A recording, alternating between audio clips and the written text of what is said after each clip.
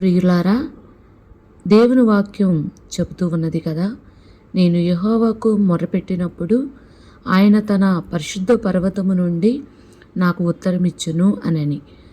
దేవుని వాక్యము ఎప్పుడు నిరర్ధకము కాదు. ప్రార్థన ఎందుకు చేయాలి?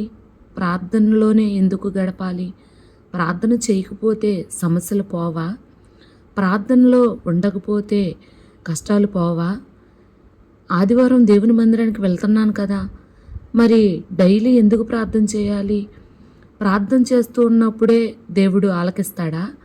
సమస్యలు పోతాయా? ఆర్థిక ఇబ్బందులు పోతాయా అని ప్రతివారు మూర్ఖంగా ప్రవర్తిస్తూ ఉంటారు. కాకపోతే మనం ప్రార్థిస్తూ ఉన్నప్పుడు ఆ ప్రార్థన శక్తి ముందల ఏ శక్తి నిలబడలేదు. నువ్వు ప్రార్థించి చూడు, అపవాది తంత్రాలు లయమైపోతాయి. అపవాది యొక్క పెడుతూ ఉన్న ఆ సమస్యలు కనుమరుగైపోతూ ఉంటాయి. నువ్వు ప్రార్థన చేస్తూ ఉన్నప్పుడు దేవుని శక్తి నీ ముందట దేవుడు చూపిస్తూ ఉంటాడు.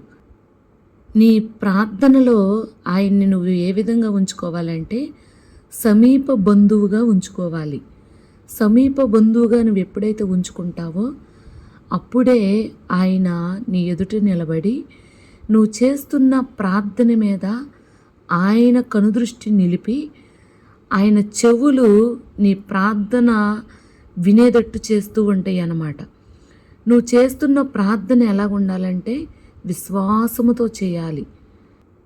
ప్రభు అంటున్నాడు కదా, ఆవగింజంత విశ్వాసముతో నువ్వు ఈ కొండను వెళ్ళి సముద్రంలో పడమంటే పడుతుంది అనని. మరి కొండలాంటి సమస్య దేవునికి సాధ్యమా? అసాధ్యమా?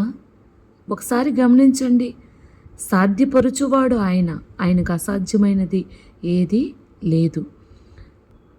రూతు బోయాజు దగ్గర వెళ్ళి రాత్రంతా కూర్చొని బోయాజు పాదాలు పట్టుకోవటం వలన బోయాజు రూతుకి కలిగి ఉన్న ఆ బాధ నుండి విడుదలిచ్చి తెల్లారేసరికి 6 యావలలు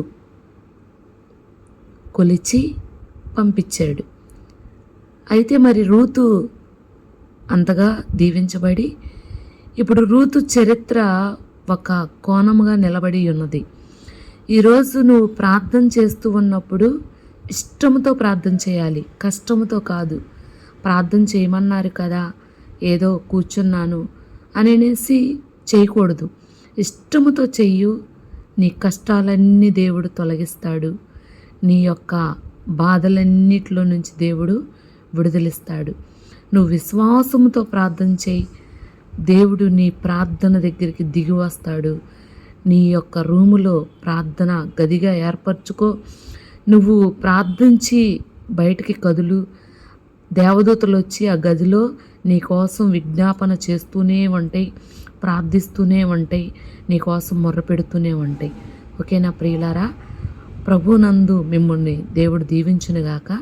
ప్రార్థన చేసుకుందాం. మహాగణుడా, మహోన్నతుడా, పరిశుద్ధుడా, బిడ్డల్ని మీరు దీవించండి, ఆశీర్వదించండి, అభివృద్ధి చేయండి. వాళ్ళకి ఏ సమస్యలతో బాధపడుతున్నారో ఆ సమస్యల నుండి విడుదలివ్వండి. ప్రతి విషయంలో వాళ్ళకి కాపుదల భద్రత ఇవ్వండి. ఈ కడవరి దినాల్లో ప్రతి ఒక్కరూ ప్రార్థన యందు నిలబడేవారిగా, జీవించేవారిగా ఉండడానికి సహాయం చేసి మరొక కోణములో అయ్యా బిడ్డలని నాయన ఆశీర్వాదకరంగా నిలబెట్టి దీవించమని